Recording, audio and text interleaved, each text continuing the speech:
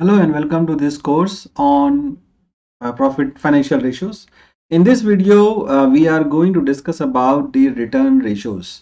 Return ratios are going to let us understand what is the return of the investments in various methods um, to the shareholders, right? So the company is investing into fixed assets, into current assets, into cash, and they are also financed by either equity or by debt or other ways. So what are the returns? So we have understood the profitability just only mention the current operations. What is the profitability of company's operations? But you cannot just evaluate the company's performance based on the profitability. You also need to understand how much resources the company has invested into the business in order to generate that particular profit. So we have, for that we need to look at the return ratios. So the return ratio starts usually with a very famous ratio called return on assets. So the return on assets basically will be helping the companies to understand if they are using their assets to the optimum use or efficiently, how efficiently the company is using the assets. When you are comparing this ratio with the other companies, you will be able to understand what is the return on assets of each company, and that will help you to understand or judge the company is using its assets productively or unproductively. So the formula to calculate this is return net income divided by the total assets. So that is the theoretical equation, very simple one, to calculate the return on assets. Net income divided by the total assets.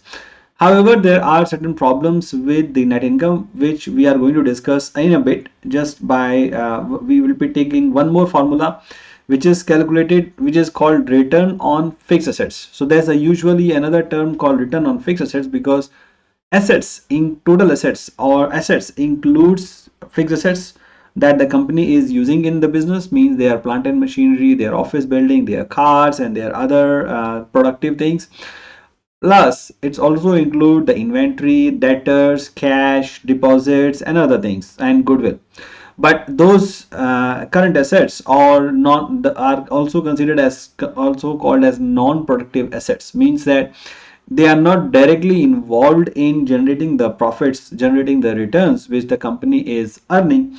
Rather, they are there because of the as a subsidiary. So if the company is putting high efforts on putting high amount on the asset, on the current assets, their return on total assets will be low. Why we need to understand both? Because return on assets is the more usable ratio, because it's a usage of company's money, right?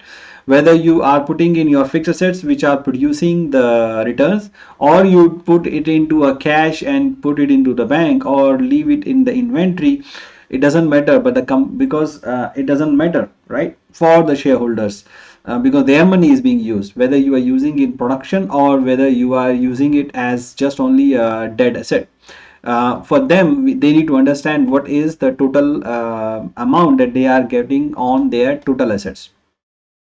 Sometimes total assets are also financed by working capital. So that's another angle we will look at in the next video. So the net income divided by the fixed assets, right? So that's the another ratio that is we will calculate. Now let us take an example of one hypothetical example, just to get around it, just to understand it in a bit more details, so that we can get a clearer idea of what is the meaning of these two ratios. So here I'm comparing three companies. So you can see on the screen, company A, B, C, they have different asset structure. Company A, all of the company A has 2000, and C has the 10,000.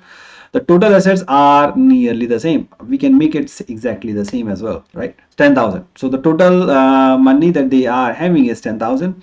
Office building is 3,000. Plant and machinery for this company is different, for this company is different, and for this company they don't have anything.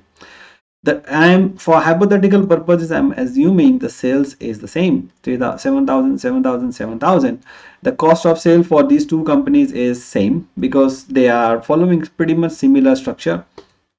And cost of sale for this company is slightly higher, because they don't have production facilities, which means they may be outsourcing the production facilities, which can be expensive, right? So that's what we are taking into account. Then because these two companies don't have the office building, they are renting the office building from outside, and then they have depreciation because of the fixed assets, and then they also have interest because they may have financed the assets. So the net profit is different. However, now let us look at return on assets. So total return on assets for this company is 31%, this company is 29%, and this company is only 19%. When you look at only the return on assets, then it means that the company A is seems to be the best because they are earning the highest, and also they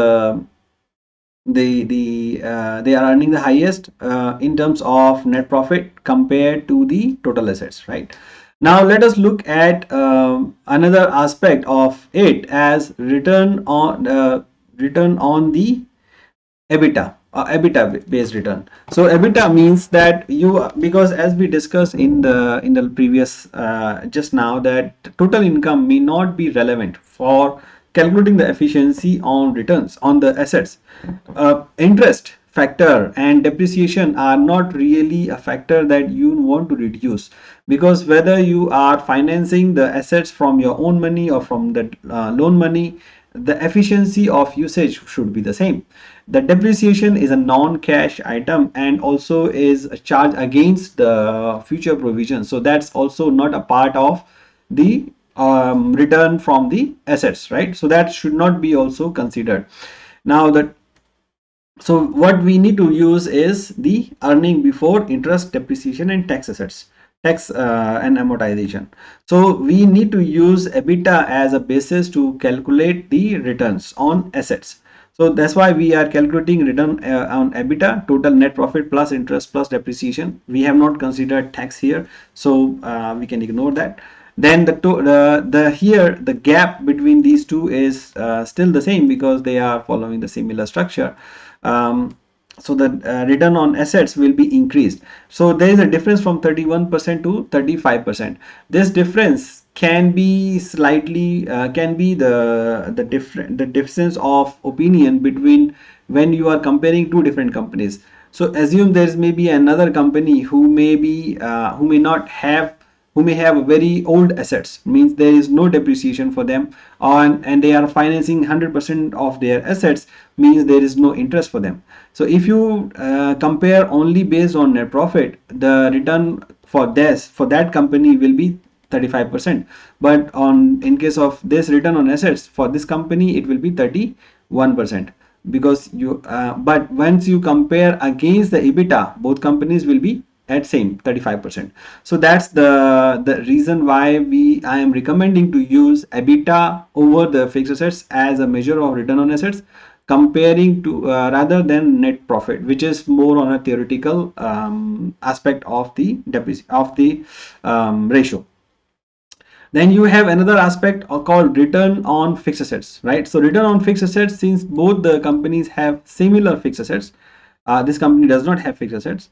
So their company here is earning slightly higher, 38%, 35%. So the return is higher compared to return on assets, because there are certain assets which are not being used, which may not be in the same proportion as being used for the business. Then do we have productive assets, means only the capital, only the assets which are used in production.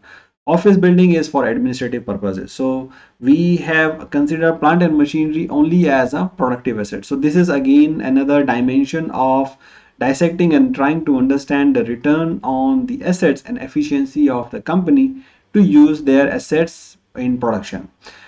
These ratios will be working only when the company has a lot of fixed assets. It may not work based on for the company which has less dependence on the fixed assets to generate their business. For example, consulting companies or outsourcing companies or transport or other companies which may not or tech companies for that matter, or IT companies. For them, assets is not really the important aspect of the business. The skills of their employees and the contracts that they have are more important. The softwares, the trademarks that the company holds, those are of much more importance. So return on asset for them will not be relevant.